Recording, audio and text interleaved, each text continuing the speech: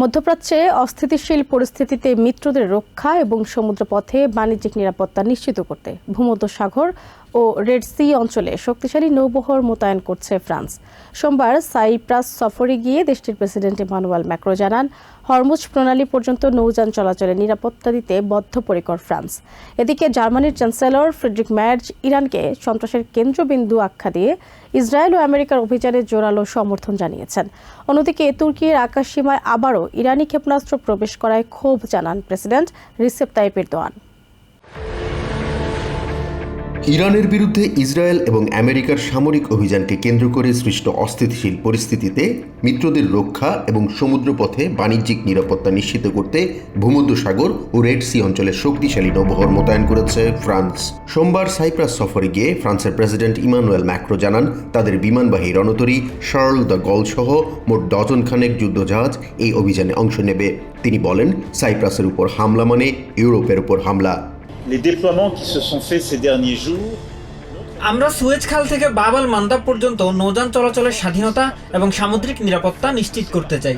প্রয়োজনে আমাদের বাহিনী হরমুজ প্রণালী পর্যন্ত মোতায়েন থাকবে। এদিকে ইরানের বিরুদ্ধে কঠোর অবস্থান নিয়েছেন জার্মান চ্যান্সেলর ফ্রিডরিখ মার্জ। ইরানকে আন্তর্জাতিক সন্ত্রাসের কেন্দ্রবিন্দু আখ্যা দিয়ে তিনি অবিলম্বে এই শত্রুতা বন্ধের আহ্বান জানিয়েছেন। ইরান আন্তর্জাতিক সন্ত্রাসবাদের কেন্দ্র এবং এটি বন্ধ করতে হবে। ইরান তাদের শত্রুতামূলক কর্মকাণ্ড বন্ধ না করা পর্যন্ত আমেরিকা ও ইসরায়েল তাদের প্রতিরক্ষা অভিযান অব্যাহত রাখবে বলেই আমি মনে করি। একই দিন তুর্কির আকাশসীমায় ইরানের ব্যালিস্টিক ক্ষেপণাস্ত্র প্রবেশ করায় ক্ষুব্ধ প্রতিক্রিয়া জানিয়েছেন দেশটির প্রেসিডেন্ট রিসেপ তাইয়িপ এরদোয়ান। নেটোর আকাশ প্রতিরক্ষা ব্যবস্থা দিয়ে দ্বিতীয়বারের মতো ইরানি ক্ষেপণাস্ত্র ভূপাতিত করার পর তেহরানকে কড়া সতর্কবার্তা দেন তিনি। একই সঙ্গে নিরাপত্তামূলক ব্যবস্থা হিসেবে উত্তর সাইপ্রাসে 6টি F-16 যুদ্ধবিমান মোতায়েন করেছে তুর্কি। প্রথমবার ইরানের ক্ষেপণাস্ত্রটি প্রতিহত করার পরেই আমরা তেহরানকে সতর্ক করেছিলাম, কিন্তু আমাদের আন্তরিক সতর্কবার্তা সত্ত্বেও উস্কানিমূলক পদক্ষেপ নিচ্ছে ইরান। আমরা আমাদের নিরাপত্তা জোরদার করতে প্রয়োজনীয় পদক্ষেপ নেব।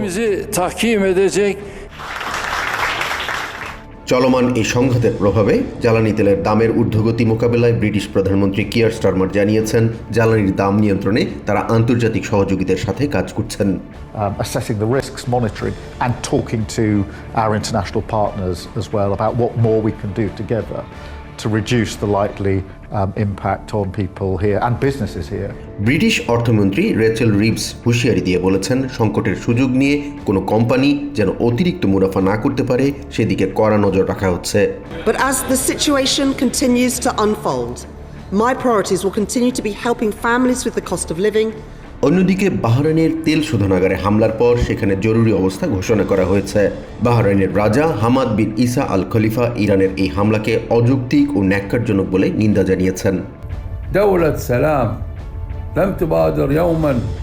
জাহান মিথুন, TVN 24 নিউজ ডেস্ক।